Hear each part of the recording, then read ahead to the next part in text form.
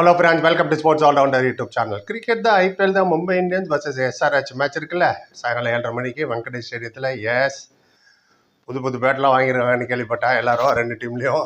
Anyway நிறைய record இன்றைக்கி உடைய போகுது. ஸோ அது ஒரு 10 ரெக்கார்டு சொல்லலான்னு இருக்கேன் இன்றைக்கி மேட்ச்சில். ப்ரிவியூவே கொஞ்சம் டிஃப்ரெண்ட்டாக இருக்கணுமே, எப்போ வந்து என்ன ப்ரிவியூ பற்றி பேசுகிறோம். வந்து ரொம்ப இம்பார்ட்டண்ட் மைல் ஸ்டோன்ஸ் நிறைய பேர் அச்சீவ் பண்ண போகிறாங்க.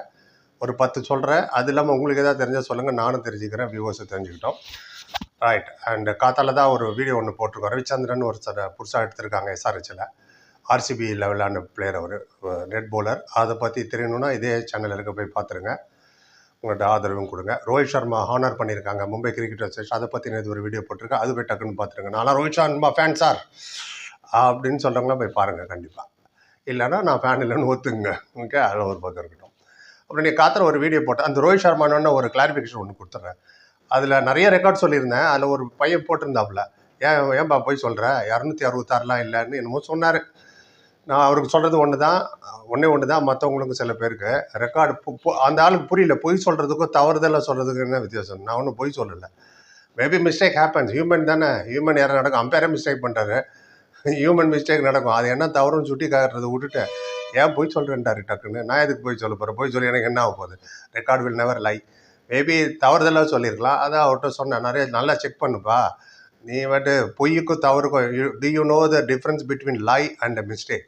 லை is something else, mistake is something else. Mistake வந்து தவறுதலாக நடக்கிறது, மன்னிப்பு உண்டு. லைங்கிறது பொய், மன்னிப்பு கிடையாது. அந்த ஆளுக்கு தெரியட்டும். அது பின் பண்ணி வச்சிருக்காரு ரோஹித் சர்மா. அது யார் என்னன்னு தெரியணும்னு அதை போய் பார்த்துருங்க, அதில் இருக்குது. அதில் ஒரு இவ்வளோக்கும் 3300 வீடியோ போட்டிருக்கேன். அவர் ஒரு வீடியோ பார்த்துட்டே அவர் டயர்ட் ஆகிட்டார். இன்னும் 3300 வீடியோ போனால் அந்த மாதிரி ஆளுங்களும் 15 வருஷம் ஆகும்னு நினைக்கிறேன். ஆனால் எனிவே ஒரு பக்கம் இருக்கட்டும். அண்ட் நிறைய பேர் போட்டிங்க, நான் உங்களுக்கு சப்போர்ட் பண்ணுறேன் சார், எங்களுக்காக வீடியோ போடுங்க sir, thank you so much sir, நீங்கள் இவ்வளோ இன்னும் மெனக்கட்டி இவ்வளோ விஷயங்கள் பேசுறதுன்னு. எங்களுக்கு தேவையில்ல உங்களோட ஆதரவு தான், அந்த கைண்ட் வேர்ட்ஸ். இன்னும் நிறைய பேர் இருக்கீங்க, அவ்வளோ சப்போர்ட் பண்ணுறது எனக்கு ரொம்ப ரொம்ப நல்லாயிருக்கு. ஃபைனான்ஷியல் ஒரு பக்கம் இருக்கட்டும். சில பேர் யாரால முடியுமோ அவங்க கான்ட்ரிபியூட் பண்ணாங்க. ஃபார் எக்ஸாம்பிள் இப்போ ராம்குமார் திருப்பி $2 கான்ட்ரிபியூட் பண்ணியிருக்காரு. Thank you so much Ramkumar. Friends, fans, viewers, subscribers, நீங்களும் கான்ட்ரிபியூட் பண்ண நினச்சிங்கன்னா லைக், டிஸ்லைக் பக்கத்தில் சூப்பர் தேங்க்யூ ஒரு பட்டன். நமக்கு 40 rupees தான் மினிமம். கம்பல்ஷனில் ரிக்வஸ்ட், சேனல் வச்சு யூஸ்ஃபுல்லாக இருக்கும். அடுத்த வீட்டில் உங்கள் பேரை சொல்லுவோம், யூடியூப் உங்கள் பேர் பக்கத்தில் ப்ளூ கலரில் தேங்க்ஸ் பண்ணுவாங்க. இல்லை மெம்பர்ஷிப் இருக்குது, ஜாயின் மெம்பர், அது கூட நீங்கள் ஜாயின் பண்ணிக்கலாம் மந்த்லி பேசிஸில். எது பண்ணாலும் சேனலுக்கு ரொம்ப யூஸ்ஃபுல்லாக இருக்கும். அவ்வளோ யூஸ் பார்க்காததுனால இது ஒரு ரிக்வஸ்ட்.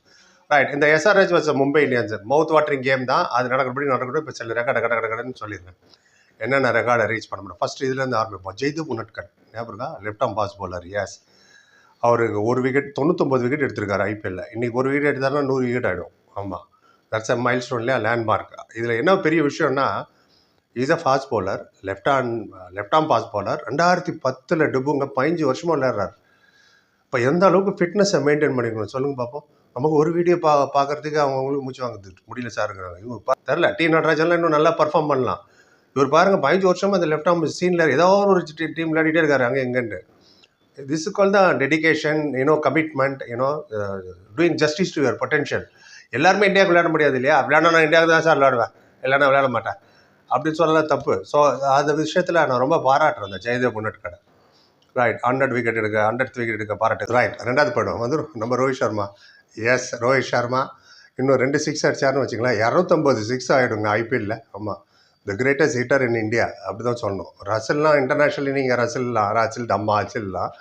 ரோஹித் சர்மா மாதிரி timing, treat to watch, beautiful. Back ஃபுட்டில் போய் பல்ச்சுன்னு ஹுக்கு பண்ணுறதாகட்டும், ஃபைன் லெக்கில், ஸ்கொயர் லெக்கில் ஷாட் ஆகிறது. இவருக்கு எக்ஸ்ட்ரா டைம் எப்படி கிடைக்குன்னே தெரியல. இவர் ஒரு பாலுக்கு 3 ஷாட் வச்சுருப்பார்.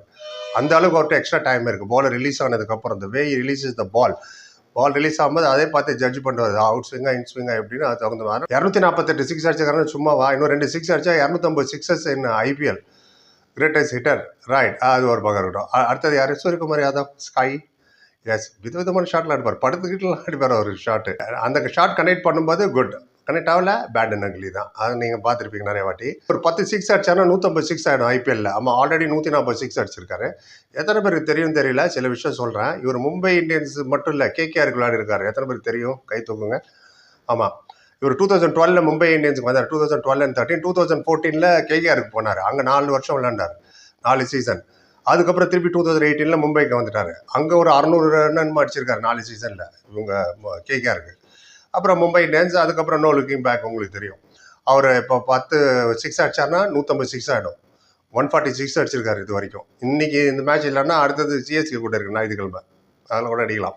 முஜிபுர் ரஹ்மான், எஸ், அவருக்கு என்னப்போ அப்படிங்க, அவர் ஒரு 3 கேட்ச் எடுத்தாருன்னா 50 கேட்ச் ஆகிடும் T20யில். கேட்ச் விட்டதை பார்த்துருப்பீங்க, பிடிக்கிறது பார்த்துருக்கீங்களா, பார்க்குறியா அப்படி முஜிப் பாருங்க 47 கேட்ச் பிடிச்சிருக்காரு T20யில்.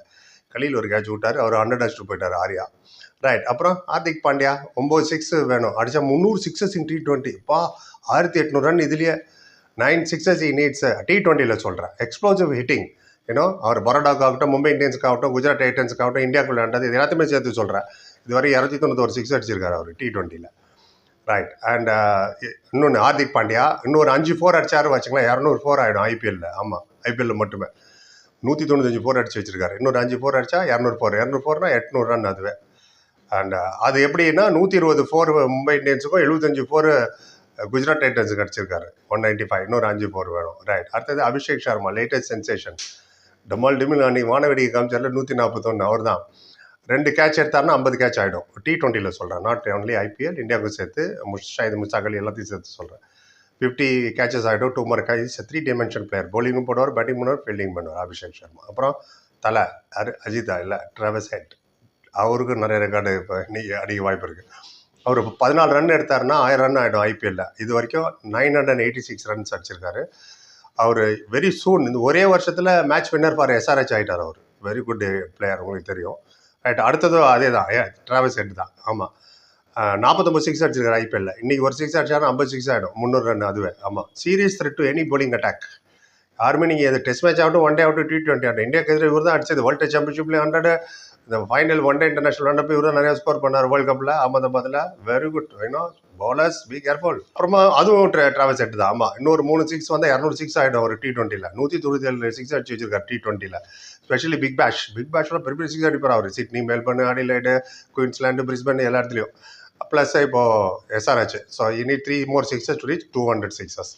ஸோ இதுதான் அவர் 10 ரெக்கார்டு கடகடன்னு நான் சொல்லிட்டேன். இப்போது அச்சீவ் பண்ணுறதுக்கு இன்றைக்கி நடக்கும். இல்லைனா மும்பை இந்தியன்ஸுக்கு அடுத்த மேட்ச் சிஎஸ்கே. இந்த சீசனுக்குள்ளே நடந்துடும் இதெல்லாம் 1 2 4 6 எல்லாம் ஈஸியாக அடிச்சிடுவாங்க. இதுதான். நீங்கள் என்ன நினைக்கிறீங்க? உங்களோட அச்சீவ்மெண்ட்டை பற்றி என்ன நினைக்கிறீங்க? You let me know. And bowler தான் பாவம் இல்லை, இஷ்டத்துக்கு சொல்கிறேன் 300 சிக்ஸ் 200 சிக்ஸ் 500 சிக்ஸ்ன்னு. What to do? இது மோர் டில்டட் டுவர்ட்ஸ் பேட்டிங் தான். பவுலர்ஸ் தான் ஏகப்பட்ட ஹேண்டிகேப். லெக் சைடில் போட்டால் வைடு, 2 பவுன்சர் தான் அலவுடு, 3வது பவுன்சர் நோ பால்னு. இப்போ ரீசெண்டாக யாரோ ஒருத்தர் கட் பண்ணுவா அவுட் இல்லைன்ட்டாங்க. யாரும் ஞாபகம் இல்லை, இப்போ நடந்து 2 3 நாள் முன்னாடி. லெக் சைடில் 4 ஃபீல்டு 5 ஃபீல்டர் தான் இருக்கலாம், சர்க்கிள் உள்ள 4 தான் இருக்கலாம். பேட்ஸ்மேனான என்ன வேணால் பண்ணலாம், 6 6 அடிக்கலாம் ஒரே ஓவரில், 6 கவர் ட்ரைவ் பண்ணலாம். பவுலர் மட்டும் 2 பவுன்சர் மேலே போட்டால் நோ பால். வை? பவுலர் மட்டும் 4 ஓவர் தான் பண்ணணுமா? வை? டெஸ்ட் மேட்ச்சில் தான் அவங்க எவ்வளோ பண்ண போகலாம். அதான் சொல்கிறேன், டெஸ்ட் மேட்ச் இது பியூரஸ்ட் ஃபார்ம் ஆஃப் கிரிக்கெட். நேற்று பாருங்கள், கம்மி ரன்னு என்ன அழகாக இருந்தது மேட்ச். 1-1 டிஃபெண்ட் பண்ணாங்க பாருங்கள் பஞ்சாப் கிங்ஸு. சூப்பர். கேகேஆருக்கு எதிராக அது ஒரு ஆசில் தம்ம ஆசில் அவரெல்லாம் இருந்தார். அதில் போல்ட் ஆகிட்டார் மார்க்கோ ஜான்சன் பால்ல நினைக்கிறேன். அவரு தான் 7 அடி கை தூக்குனா இன்னொரு அடி சேர்த்துங்க, 8 அடி, ஒரு ஜம்ப் வேறு, அது ஒரு அடி சேர்த்துங்க, 9 அடியிலேருந்து பால் ரிலீஸ் பண்ணுறாரு. ஜோக்ஸ் அப்பார்ட், இதான் கடகடன்னு சொல்லிட்டேன். நீங்கள் என்ன நினைக்கிறீங்க? உங்கள் கருத்தை சொல்லுங்கள். போய் பார்த்தது like, comment, share, subscribe. Thank you so much.